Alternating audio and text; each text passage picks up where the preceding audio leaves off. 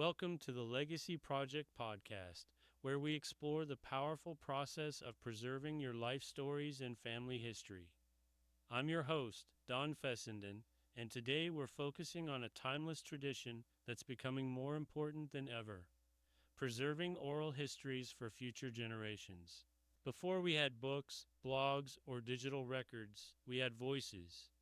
Around kitchen tables, on front porches, or gathered around a fire, people told stories. Stories that passed down culture, values, survival, identity. That oral tradition is still one of the richest ways to share who we are and where we come from, but only if we take the time to capture it. Today, I'm going to walk you through why oral history matters, how to collect it meaningfully, and how you can preserve those recorded voices, not just as information, but as living legacy. Let's get started. Oral history is more than storytelling. It's a direct connection to someone's lived experience, in their own words, with their own voice. There's something powerful about hearing a grandparent describe what life was like during wartime, how they met their spouse, or what values shaped their choices. These stories aren't just details, they're first-hand wisdom, and they're disappearing.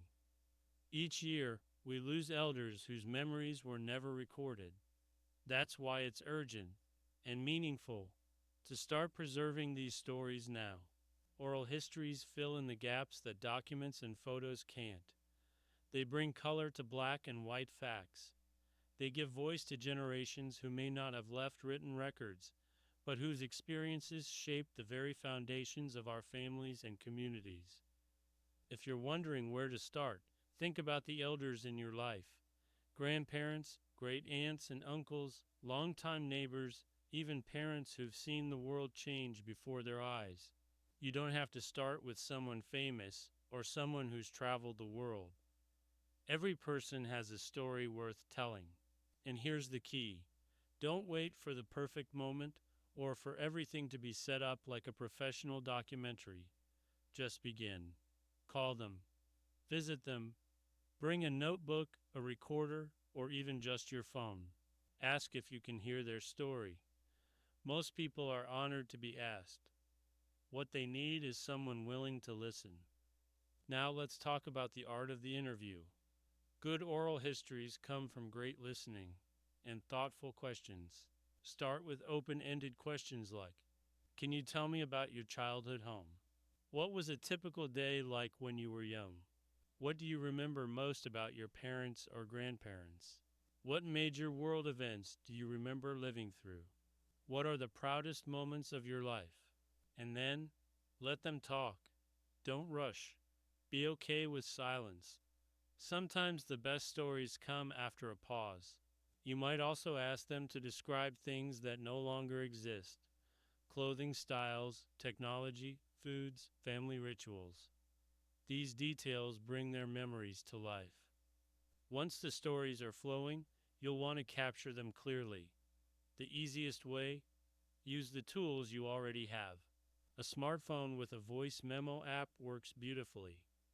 If you want to go further, try a simple handheld recorder or video app. What matters is clarity, not perfection. Label every file carefully with the person's name, the date, and a few keywords about what was discussed. Store your files in more than one place: on your computer, in the cloud, maybe even on a USB drive kept with your family's important records. You can also transcribe the recordings or pull quotes for future writing. These interviews can become chapters in a family memoir, posts in a family blog, or audio treasures passed down for generations. Once you've collected oral histories, think about how to share them. Because legacy isn't just what we preserve, it's what we pass on. You can create a digital family archive, or turn the interviews into a podcast or short film.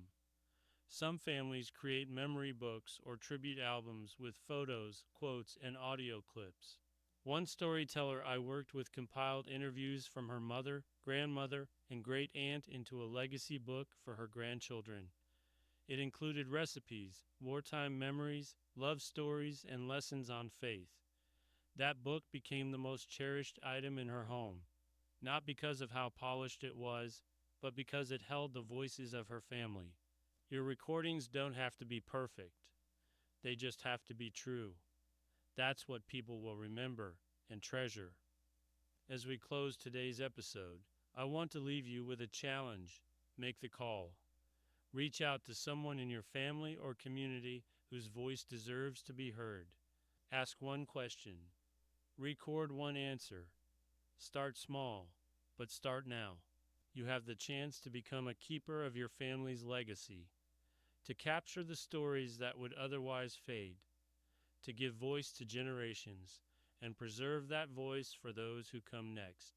If you're looking for guidance on turning oral history into a written memoir or legacy project, check out my book, The Legacy Project, a guide to sharing your story, and connect with me anytime, online, on social media, or through the podcast.